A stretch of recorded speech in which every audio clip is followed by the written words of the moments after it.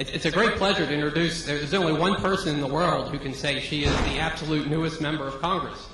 And we've got that person right here. And by itself, that'd be enough reason to have her up here. But the steering committee that put this together, what they really liked best was her, Donna's previous job was director of something called the ARCA Foundation. And it's very, very rare for a member of Congress to take a career track that leads from a foundation into elected office. So to have someone who's actually reviewed grants and made decisions about organizations and whether their funding will help move the mission of the organization, I mean, it's really interesting. Sometimes retired members of Congress will sit on a board, but to have to go the other way is a real treat for us and for the congressional delegation. So I'm really pleased that Congresswoman Donna Edwards is giving us a couple minutes of her time. She's already put a lot of miles on today before even getting here, and it's with great pleasure that I'm introducing Congresswoman Donna Edwards.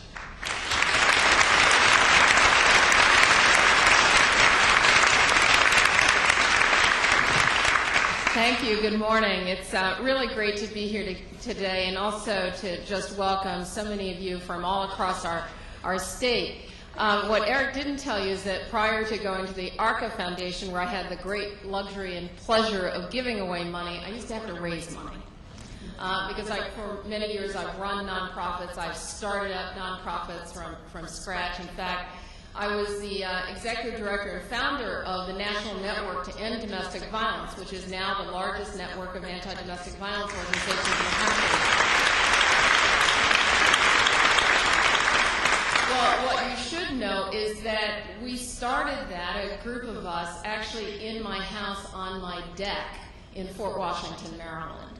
And when I decided we started the organization, we had been working as volunteers on federal public policy issues around violence against women. And when we started the organization, one of the things that we had to do to do a new startup was to say, where's the gap?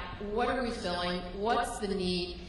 Is there a reason for us to be? Or is there another organization out there that's filling our roles? And that was not an easy conclusion. We had to talk to some of our colleagues from around the country who were doing similar work but not quite the same. And the reason that is important is because, as you know, money is scarce. And so we have so many organizations that start up and haven't done that kind of evaluation, and then it turns out there's not a real niche that they're filling, and it becomes really complicated to raise money to fulfill the mission of really good people. And it's why I believe in partnership. And so one of the things that I've actually learned over the years, both from starting up from scratch nonprofit organizations, but also from working with organizations that had been in existence for many years but had gotten kind of into a rut of doing things and had to reinvent themselves and reinvent their work and respond to current needs. And then to my work at the ARCA Foundation, having the great privilege of being able to give away somebody else's money. And so I've run the gamut across the nonprofit sector, and some of that has been in raising money from state and local agencies, and also from the federal government and from the private sector, both the corporate sector and the nonprofit philanthropic sector. And what I know about running nonprofit organizations is that if you're doing your work right, none of your money, or most of your money, is not coming from any one place. That it's really important to diversify your funding, to make sure that if you're doing work where you're seeking state and local funds, that you balance that with private funds. It's actually, I think, as a grant maker, really important to see that, because it tells, as a grant maker, it tells us a little bit about how you view your own organization and your place in the field. And when I came out of philanthropy, one of the things that always struck me, I ran the ARCA Foundation, and ARCA doesn't, it's not, I used to say it doesn't stand for anything, but it stands for a lot. It's just not an acronym. And the ARCA Foundation was started in 1952 by a woman who was the daughter of R.J. Reynolds, the tobacco company. And we always like to say long since divested, because that has an important meaning to a lot of people in communities.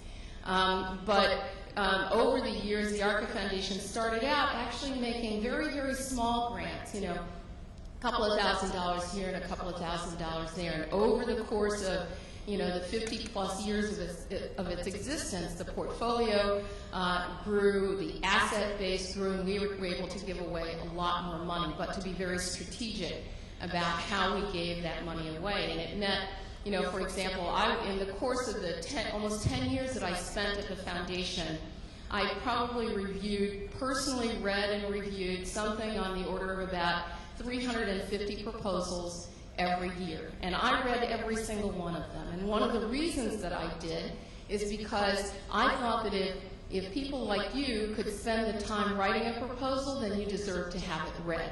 Now, it doesn't mean they were all good proposals. There was a lot of bad writing, there were a lot of bad ideas, there were a lot of ideas that were not really quite fleshed out. But in the end, we were only able to make grants to about 10% of the organizations that applied to us every year. And so you can imagine it's very, very competitive out there.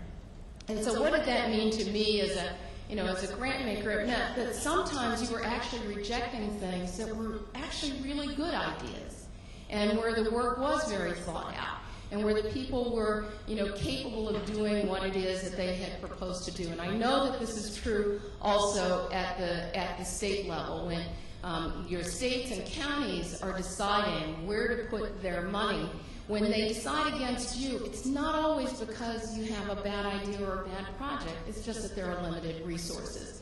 And so my advice to folks all the time, especially when we, reject people, and I always signed all the rejection letters myself as well, because I thought it was important for people to know and to hear, and know that they were hearing directly from me that we decided not to fund their work. Because it takes a lot of time and effort to put together a proposal, and it takes as much effort sometimes to raise $5,000 as it does $500,000, because the folks who are giving away $5,000 are paying as much attention to the details as the folks who are giving away the $500,000.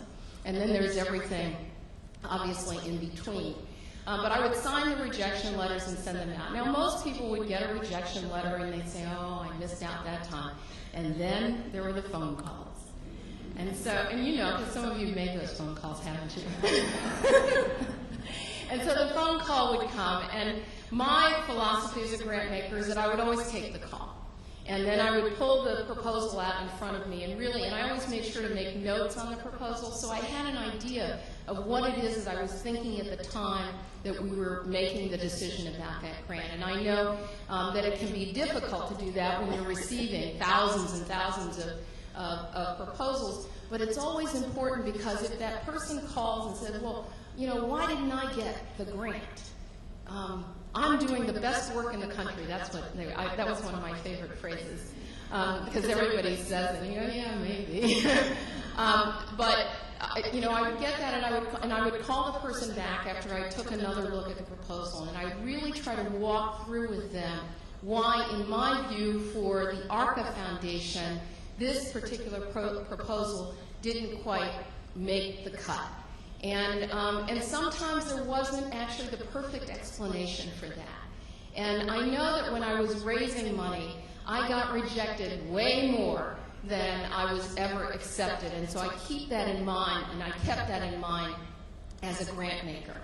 And I also looked at things like, is this something innovative and creative? And I think sometimes as grant seekers, we believe that we actually have to reinvent the wheel every time we submit proposals. Now, that's not your fault. It's actually the fault of philanthropy and state agencies and grant makers, because we're always saying, what's new out there? And you're like, well, the work that I'm doing is actually pretty relevant, even if it isn't new, and it's really valuable, even if it isn't new. And the communities that we serve and the people that we serve may not be new either. Why can't you just give me money for what it is that we're doing, because it's effective?